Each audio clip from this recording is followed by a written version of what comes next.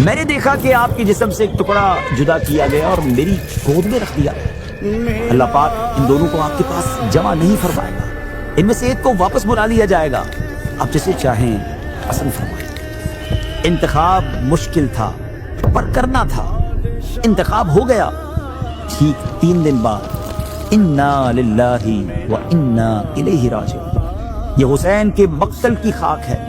جب یہ سنا تو تعجب ہوا اور کہا کہ ابا جان آپ بڑے سے فرما رہے ہیں کہ چھوٹے کو پکڑ لو۔ یہ وہ مقام تھا جسے آج دنیا کربلا کے نام سے جانتی۔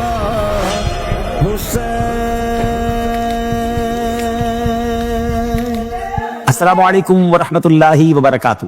ناظرین، ہر سال جب بھی محرم شریف کا چاند نظر آتا ہے تو صرف ایک نیا مہینہ ہی شروع نہیں ہوتا، بلکہ امت مسلمہ کے دلوں میں ایک عظیم قربانی کی یاد بھی تازہ ہو جاتی ہے۔ عقیدت و احترام سے دل بھر جاتے ہیں اور ذہن کربلا کے اس تپتے ہوئے میدان کی طرف متوجہ ہوتا ہے جہاں تاریخ انسانی کا بہت بڑا واقعہ پیش آیا۔ یہ وہ مہینہ ہے جس میں نبی پاک علیہ السلام کے نواسے، جگر گوشہ بطول، امام عالی مقام حضرت امام حسین رضی اللہ تعالیٰ عنہ نے اپنے اہل بیت اور جانثار ساتھیوں کے ساتھ حق کی خاطر وہ ابدی فتح حاصل کی کہ قیامت تک باطل کے ایوان لرزتے رہیں گے اور حق کا پرچم لہراتا رہے گا۔ محرم کا چاند نظر آتے ہی مدینے والے کے پیارے لاڈلے یاد آتے ہیں، وہی پیارے حسین جنہیں نبی پاک علیہ السلام سینے سے لگاتے تھے اور جن کے بارے میں یہاں تک فرمایا حسین مجھ سے ہیں اور میں حسین سے ہوں۔ مگر افسوس اسی جسم کے ٹکڑے کو کربلا کی تپتی ریت پر 3 دن کا پیاسا شہید کر دیا گیا۔ انمول ہے جہاں میں شہادت حسین کی۔ محرم ہمیں صبر، وفا اور قربانی کا درس دیتا ہے کہ حق کی خاطر سر کٹایا تو جا سکتا ہے مگر باطل کے سامنے جھکایا نہیں جا سکتا۔ ناظرین، آج سے ہم اسی قربانی، اسی صبر اور اسی عظیم داستان وفا کو ڈیٹیل کے ساتھ سننے جا رہے ہیں۔ ایک ایسی داستان جسے سن کر دل تڑپ اٹھتے ہیں، آنکھیں اشکبار ہو جاتی ہیں اور روح کانپ جاتی ہے۔ یہ صرف ہسٹری کا ایک واقعہ نہیں بلکہ حق اور باطل کے درمیان وہ مارکا ہے جسے جتنا سنا جائے دل اتنا ہی بے چین ہو جاتا ہے۔ ناظرین، آج سے شروع کرتے ہیں ویب سیریز جس کا نام ہے داستان کربلا۔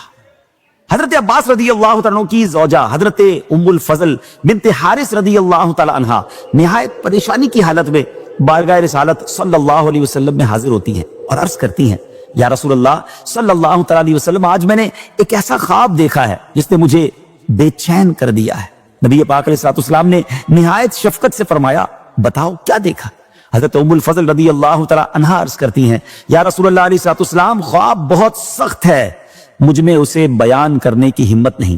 نبی پاک علیہ السلام دوبارہ فرماتے ہیں تو عرض کرتی ہیں، میں نے دیکھا کہ آپ کے جسم مبارک سے ایک ٹکڑا جدا کیا گیا اور میری گود میں رکھ دیا گیا ہے۔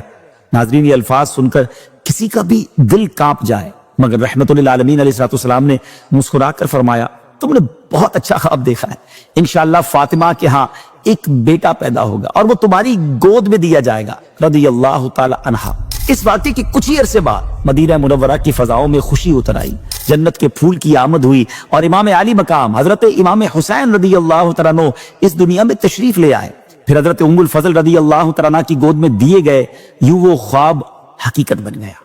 ویورز، حضرت امام حسین رضی اللہ تعالیٰ عنہ کی ولادت سن 5 ہجری شعبان المعظم کے مہینے میں مدینہ طیبہ میں ہوئی۔ نبی کریم علیہ السلام نے آپ کے کان میں اذان دی اور اپنے لعاب دہن سے آپ کے منہ کو معطر فرمایا۔ 7ویں دن آپ کا نام حسین رکھا گیا اور عقیقہ فرمایا گیا۔ نبی پاک علیہ السلام نے ارشاد فرمایا، حضرت ہارون علیہ السلام نے اپنے بیٹوں کے نام شبر و شبیر رکھے تھے اور میں نے انہی کے نام پر اپنے بیٹوں کے نام حسن اور حسین رکھے ہیں۔ سریانی زبان میں یعنی سیریا کے لینگویج میں شبیر و شبر اور عربی زبان میں حسن و حسین ایک ہی معنی رکھتے ہیں۔ پھر آقا علیہ السلام نے یہ بھی فرمایا، حسن اور حسین جنتی ناموں میں سے 2 نام ہیں، زمانہ جاہلیت میں عرب ان ناموں سے واقف نہ تھے، یعنی یہ ایسے یونیک نام تھے کہ دنیا میں سب سے پہلے اگر کسی کے رکھے گئے تو حضرت امام حسن اور امام حسین ہیں۔ آپ کی فضائل میں بے شمار احادیث مبارکہ بیان ہوئی۔ نبی کریم علیہ السلام نے فرمایا، حسین مجھ سے ہیں اور میں حسین سے ہوں۔ ایک مرتبہ میرے آقا علیہ السلام مسجد میں تشریف لا اور فرمایا، میرا چھوٹا بچہ کہاں ہے؟ اتنے میں ننھے امام حسین رضی اللہ تعالیٰ دوڑتے ہوئے آئے، پیارے آقا علیہ الصلوۃ والسلام کی گود میں بیٹھ گئے۔ آقا علیہ الصلوۃ والسلام نے پیار سے انہیں چوما، اپنے سینے سے لگایا اور دعا فرمائی، اے اللہ میں حسین سے محبت کرتا ہوں، تو بھی حسین سے محبت فرما اور اس سے بھی محبت فرما جو حسین سے محبت کرے۔ نبی پاک علیہ الصلوۃ والسلام صحابہ کرام سے فرمایا کرتے تھے جسے یہ پسند ہو کہ جنتی جوانوں کے سردار کو دیکھے تو وہ حسین بن علی کو دیکھ لے۔ آقا علیہ الصلوۃ والسلام حسنین کریمین کو پھولوں کی طرح سونگتے تھے، اپنے سینہ مبارکہ سے لپٹاتے تھے، ان کے چہروں کو دیکھ کر خوش ہوتے تھے۔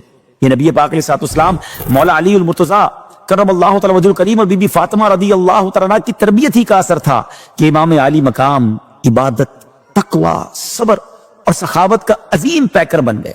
آپ رضی اللہ تعالیٰ عنہ نے تقریباً 25 حج پیدل عطا فرمائے، جی ہاں 25 حج پیدل ادا فرمائے، اور روزانہ صدقہ و خیرات، عبادت اور نیکیاں آپ کی زندگی کا اہم پارٹ تھی۔ آپ کو نماز سے ایسی محبت تھی کہ میدان کربلا میں بھی نماز نہ چھوڑی۔ پھر ایک دن ایسا آیا کہ پیارے آقا علیہ الصلوۃ والسلام ان کو اپنی ایک ران پر اور اپنے شہزادے حضرت ابراہیم علیہ الصلوۃ والسلام کو دوسری ران پر بٹھائے ہوئے تھے کہ حضرت جبریل امین علیہ الصلوۃ والسلام حاضر ہوئے اور عرض کیا، یا رسول اللہ علیہ الصلوۃ والسلام، اللہ کریم ان دونوں کو آپ کے پاس جمع نہیں رکھے گا، ان میں سے ایک کو واپس بلا لیا جائے گا، اب آپ جسے چاہیں پسند فرما لیں۔ ناظرین، انتخاب ہمیشہ آسان نہیں ہوتا، کچھ انتخابات بڑے مشکل ہوتے ہیں۔ ایک طرف اولاد ہے، دوسری طرف اولاد کی اولاد ہے، یہ کیسا انتخاب ہے؟ پر نبی پاک علیہ الصلوۃ والسلام نے انتخاب فرمایا۔ آپ نے فرمایا اگر حسین جدا ہو جائیں تو ان کی جدائی میں فاطمہ علی کو تکلیف ہوگی اور مجھے بھی شدید تکلیف ہوگی، اور اگر ابراہیم وفات پا جائیں تو زیادہ غم مجھ کو ہوگا، اس لیے مجھے اپنا غم پسند ہے۔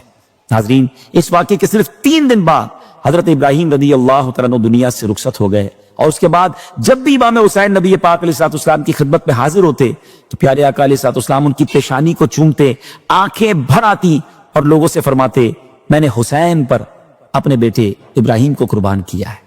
ایک مرتبہ حضرت امام حسین رضی اللہ تعالیٰ عنہ اور امام حسن رضی اللہ تعالیٰ عنہ پیارے آقا کے سامنے کم سنی کے زمانے میں آئے اور وہ ایک دوسرے سے کشتی لڑ رہے تھے، تو نبی پاک علیہ الصلوۃ والسلام بیٹھے ہوئے کشتی ملاحظہ فرما رہے تھے، تو حضرت حسن سے پیارے آقا نے فرمایا کہ حسین کو پکڑ لو۔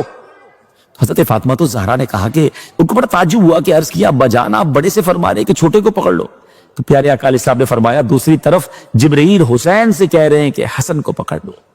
اللہ اکبر، یہ کیسا گھرانہ ہے، یہ کیسی برکت والے لوگ ہیں کہ ان کے خاندانی معاملات میں فرشتوں کی آمد ہو جاتی ہے۔ ویورز، ایپیسوڈ کے سٹارٹ میں ہم نے سنا تھا کہ امام علی مقام کی ولادت کی خوشخبری ولادت سے پہلے ہی دے دی گئی تھی، اسی طرح آپ رضی اللہ تعالیٰ کی شہادت کی خبر بھی آپ کے دودھ پینے کے زمانے میں ہی سنا دی گئی تھی۔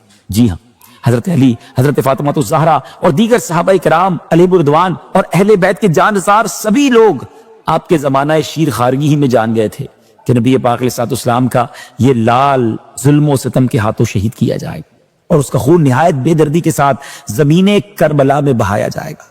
حضرت عائشہ صدیقہ رضی اللہ تعالیٰ روایت کرتی ہیں کہ نبی پاک صلی اللہ تعالیٰ علیہ وسلم نے فرمایا، جبرائیل نے مجھے خبر دی ہے کہ میرے بعد میرا بیٹا حسین زمین طف میں شہید کیا جائے گا۔ حضرت جبرائیل امین کربلا کی مٹی بھی ساتھ لائے تھے اور فرمایا تھا یہ حسین کے مقتل کی خاک ہے۔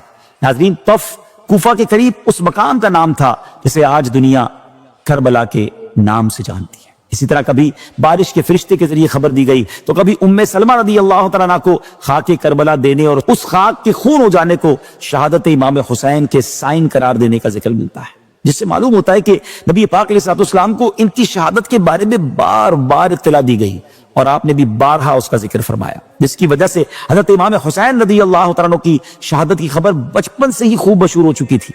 سب کو معلوم ہو گیا تھا کہ آپ رضی اللہ تعالیٰ عنہ کربلا کے میدان میں شہید کیے جائیں گے۔ مولا علی کرم اللہ تعالیٰ وجہ الکریم تو خود اس مقام کو دیکھ کر آئے تھے جہاں امام پاک نے شہید ہونا تھا۔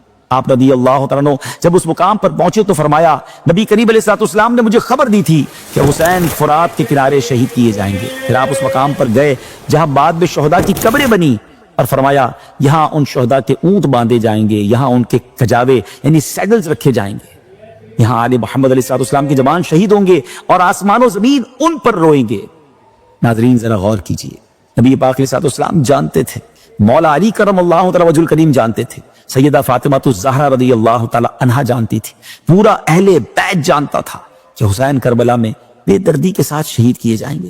مگر کوئی حضور کی بارگاہ میں آ کر یہ عرض نہیں کرتا کہ حسین کی خبر شہادت نے تو دل اور جگر پارا پارا کر دیا ہے، اب آپ دعا فرمائیں کہ اللہ عز و جل حسین کو اس حادثے سے محفوظ رکھے۔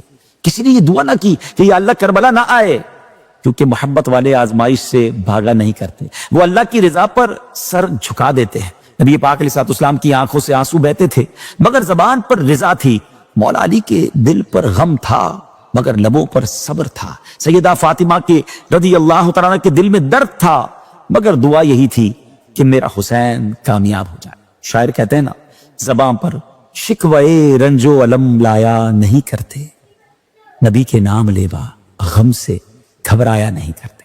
اور ناظرین پھر وقت آیا، کربلا میں سب کچھ چلا گیا، کل گھر اجڑ گئے، خون سے لت پت جسم تڑپتے رہے، ننھے بچے پیاس سے بلبلاتے رہے، ماؤں کے لال خاک پر گرے رہے مگر حسین ہارے نہیں، سر کٹ گیا مگر جھکا نہیں۔ اس لیے آج بھی دنیا کہتی ہے کربلا شکست کا نہیں، حسین کی کامیابی کا نام ہے۔ شاعر کہتے ہیں نا، قتل حسین اصل میں مرگ یزید ہے، اسلام زندہ ہوتا ہے ہر کربلا کے بعد۔ ناظرین وقت اب اختتام کو پہنچا، اگلے ایپیسوڈ میں ہم بات کریں گے یزید کی کہ یہ بدبخت کون تھا اور امام حسین رضی اللہ تعالیٰ عنہ سے اس کی دشمنی کی اصل وجہ کیا بنی۔ اپنی دعاؤں میں یاد رکھیے گا۔ السلام علیکم ورحمۃ اللہ وبرکاتہ۔ تاریخ کا ایسا دور ساتھ چلی جب حاکم بنا فاسق و فاجر، شرابی، بدکار، ظالم یزید۔ سلام یا حسین۔